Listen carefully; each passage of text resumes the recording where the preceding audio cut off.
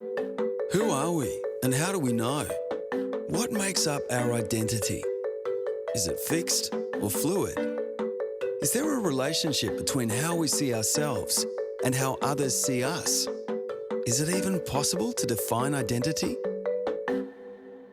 Opening up questions of identity is like opening up a kind of Pandora's box. So it's a dilemma, you know, it's like we can only be ourselves truly in our relationship to ourselves, but we can only really know ourselves through other people. So while other people can undermine our sense of identity, by the same token, we can't do without them. Thinking that the way a person's behaving is because of who they are is a mistake. You put a person in a different situation and they'll behave differently.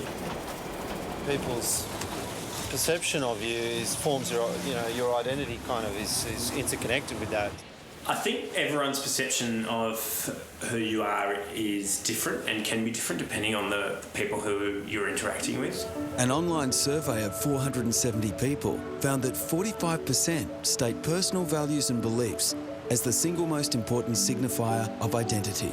I think we all struggle with identity, but ultimately we can't think of identity apart from our relationships.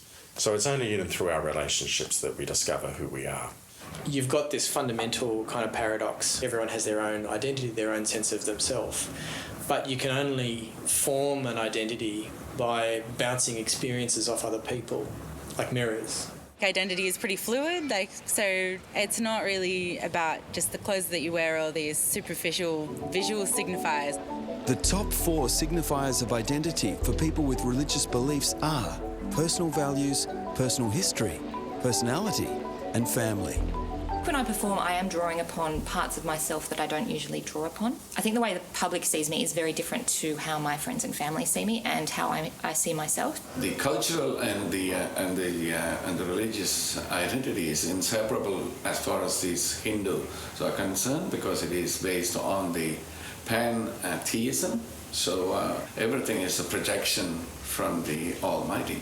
I don't necessarily think identity changes. I think that it just evolves or adapts. But the person or the essence that's experiencing everything hasn't changed. It's only grown and adapted and evolved, I guess. Identity means just being honest with yourself. In the Buddhist perspective, we don't have this thing called identity because we're trying to lose the self.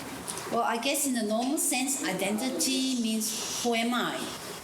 Am I the same person as I was yesterday? Or am I the same person when I was 5 years old? So I guess you could say that we are the same and yet we're different.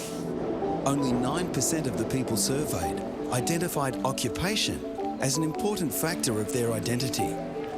We can't think of identity apart from our relationships.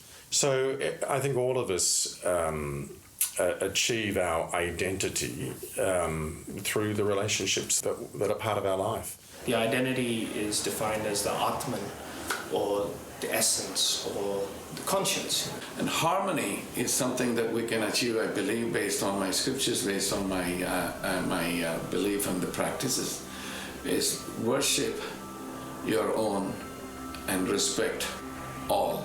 It's pretty amazing to watch people step out of their comfort zone and kind of reach out for other possibilities and other ways of seeing themselves. It's also very inspiring. Identity is something that really comes through, ironically, a certain self-forgetfulness. I can only find myself if I'm prepared to forget myself. Each one of us are the same and yet we are different. And if you look at our lawn, you can see that the lawn is made up of every blade, of individual blade of grass. Now, this blade of grass, they look the same, but yet they are different. And like human beings, we are different and yet we are the same. We are all unique. Our identity is what we want it to be. It can be fixed and fluid. There is an interrelationship between how we see ourselves and how we want to be seen. Only you can define your identity.